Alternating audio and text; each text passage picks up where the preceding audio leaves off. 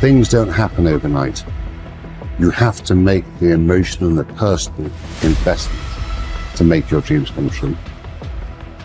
What would amazing look like for you? What would amazing look like if you were amazing? If you know what amazing looks like, then why haven't you gotten there yet? I want you to say, the reason I'm not as amazing yet because I hit the snooze button. That's why I'm not amazing right now. The reason why I'm not amazing right now is because I couldn't get up early enough because I told myself I'm not an early person.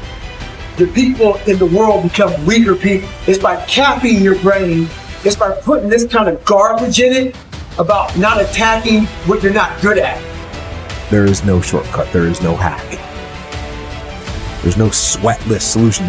You're gonna have to work. There is always weakness to work on. Always. A lot of them. Why would we allow ourselves to make easy excuses? Why would you allow that? It's not what happens that determines the major part of your future. Not what happens. What happens to us all. Because the key is what you do about it.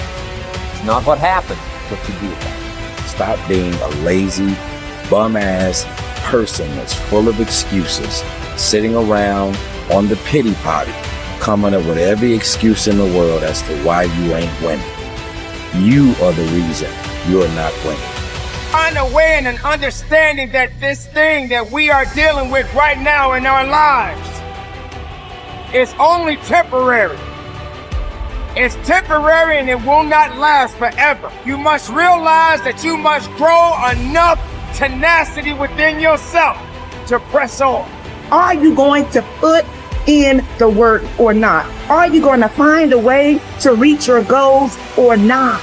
The minute you start thinking, I don't want to do this, the minute that feeling creeps in, that's the time you're having a test. The minute you feel the ache of, I'd rather do something else, I'd rather do anything else than this, that's the test. The minute you train yourself to say, this is my opportunity, is the minute you go from loser to fucking winner. And this is a skill. This is something you practice. You are amazing and you have limitless potential. So start tapping into it by not sitting on the fence. Get up, get out, and get it done, baby. Let your work get your opportunity. Let your work get your praise. Let your work open up doors. Let your work get people paying attention. Let your work get the whole world to notice. Stop thinking. Stop procrastinating. And you got to work. So you got to make sure that you constantly are rewriting your book. You have to constantly rewrite your book every day of your life. You know, and these aren't just words I say. This is how I have to live. Like, these are conversations I have with myself. And I say it everywhere I go. The most important conversation when you have with yourself. Yes. You live with it every single day. But most of our conversations are not the right ones. They're not the ones that are going to push us to the place we need to go. They're the ones that are going to keep us sitting in that toxic environment that you've helped create and everybody else helped create, and you just live in it.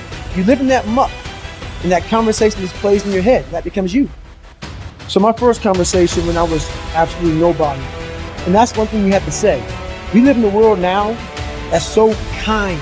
We find the kind way around everything. Like, if you don't look good, I have to find a kind way of saying, I don't like your shirt. Right. That's not the approach. The approach you have to take, at least I took. You take whatever approach you want. The conversation had to be a real, honest conversation. In the accountability mirror, guess what? I was fat. Don't find a kind word to say that, you know what, I've gained some weight. No, you're fat. When I couldn't read, not like, hey, you know, you can learn this again. No, I cannot read. The fourth grade reading level, I'm struggling. And sometimes I call myself stupid. Not in a way to put myself down. So don't take it like, my God, those are so hurtful. You had a hurtful, dishonest. The conversation has to become an honest conversation of where you're at mentally. Where am I at mentally? I look like I feel like I am falling behind in school. I'm lazy. My house is a mess. You have to look at what it is and call it what it is. Don't find words to make yourself feel better, because that's what, so we hang around people that make us feel better, that tell us what we want to hear, not what we need to hear. And so we stay away from those people. And we stay away from those people, like our internal dialogue becomes that kind, it's okay. It's not okay. So that's where it starts. It starts with that accountability of it's not okay anymore. This can no longer be okay. And calling yourself out for exactly what you are and exactly how you can fix it. That's where it starts. Take full responsibility for your life. Accept where you are and the responsibility that you're going to take yourself where you want to go. Someone said we have two primary choices in life. We can either accept conditions as they exist, or we can take the responsibility to change them. See, a lot of people want to exempt themselves from taking responsibility. All they want to do is talk about the problem. Every time you see them, they'll tell you their story over and over and over and over again. No. You want to take responsibility for your life. I got me here, I can get me out of this. And I'm getting out. I'm not going to be a volunteer victim. George Bernard Shaw said there are two kinds of people in life. You know, he said those that make things happen, those that watch things happen, and those that don't know what happened. And he said the people that get along in this life look around for the circumstances that they want, and if they can't find them, they make them. They create them. So part of beginning to get unstuck, you've got to decide that the behavior pattern that you have adopted doesn't work for you. You've got to change your strategies, and changing your strategy means reinventing your life. Recreating you, and you have the power to do that. You can decide that you're going to change, that you're not going to be a wimp. You can decide that you're going to stand up to life. You can decide that I'm going to live each day as if it were my last. You have the power to make that decision. You can decide I'm going to work on myself and develop myself. I'm going to empower me. And all of these things that are happening to me right now, they're just temporary inconveniences. They're not stronger than I am. I'm in charge here. Your self-confidence is closely connected to your self-esteem and to how much you like yourself. Dr. Nathaniel Branden calls self-esteem your reputation with yourself. It is how you feel about yourself and your abilities in relation to any situation that determines how much you like yourself and consider yourself to be a valuable and worthwhile person. The more you like yourself, the better you do. The flip side of self-esteem is what psychologists call self-efficacy. Self-efficacy is a measure of how effective and competent you feel you are to perform a particular task or to achieve your goals. This is called performance-based self-esteem. What this means is that if your self-confidence and your belief in yourself are determined by your self-esteem, or how much you like yourself is determined by how capable you feel you are in any given set of circumstances. For example, if a problem comes up at work or home, and you are so familiar with it that you can solve it quickly and correctly, your self-efficacy and your self-esteem goes up.